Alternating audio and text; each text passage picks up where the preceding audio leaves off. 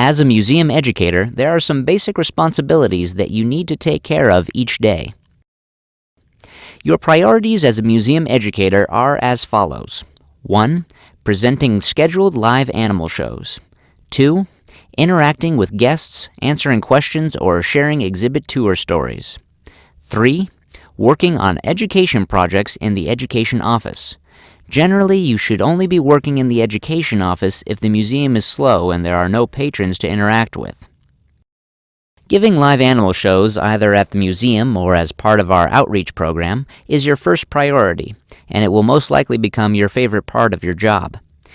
We have also developed an exhibits tour that can be given live by an educator or by using an audio device, either a cell phone or iPod.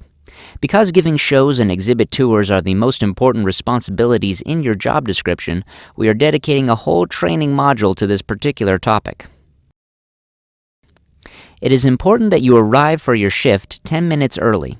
This will give you time to clock in, change your clothes if you need to, and be ready to go on time. The first thing you will want to do is clock in.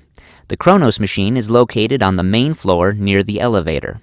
If you forget to clock in, you will need to talk with the student secretaries and fill out a time card.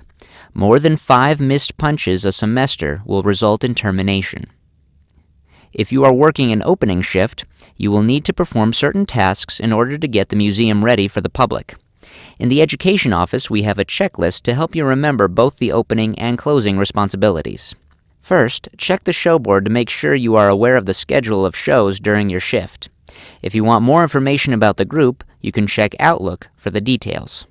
You will need to take one of the walkie-talkies up to the museum store and keep the other one with you at all times during your shift. You will also need to start all of the videos in the various exhibit areas on the main floor. Also, periodically check them to make sure they are operating properly. On the wall by the museum store, we keep all of our scavenger hunts and brochures. Each day, you are to check to see which ones need to be copied and restocked.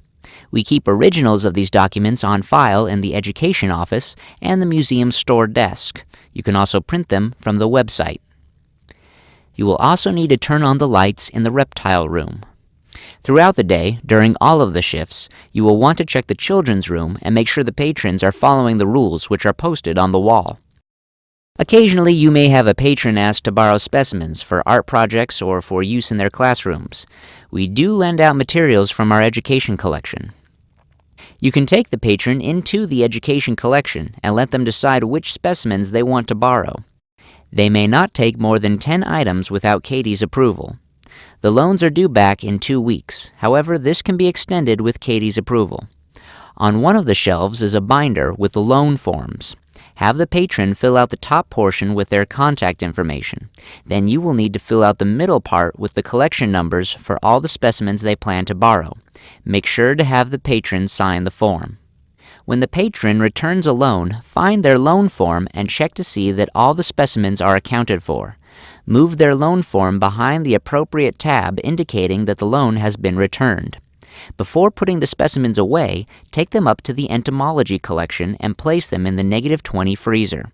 After at least 2 days, it is your responsibility to return them to where they belong in the education collection if you are the person who placed them in the freezer. In the education office, we have a log where you will need to make note of the date and list the items you are placing in the freezer.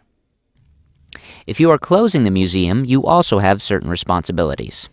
You need to be sure the museum is clear of all patrons. Straighten the children's room and make sure all the toys are put away. Turn off all TVs and put away all VHS tapes and DVDs. You may need to rewind the VHS tapes. Return both walkie-talkies to the education office to be charged. Make sure they are both turned off before placing them in the charger. Turn off the lights in the reptile room. If the custodians do not show up at closing time to lock the museum, you will need to call Ken Packer for instructions on how to close the museum. If he is unavailable, call campus police and they will come to make sure the museum is locked. For safety reasons, the store employee and the museum educator should wait together until the museum is locked and it is safe to go home. In addition to all of these daily responsibilities, you are expected to attend the weekly education staff meeting on Thursdays at 11 a.m. in the education office. This meeting is important for scheduling purposes and other training opportunities. If for any reason you are not able to attend this meeting, you will need to let your supervisor know. If you have more than one unexcused meeting each semester, you may be terminated.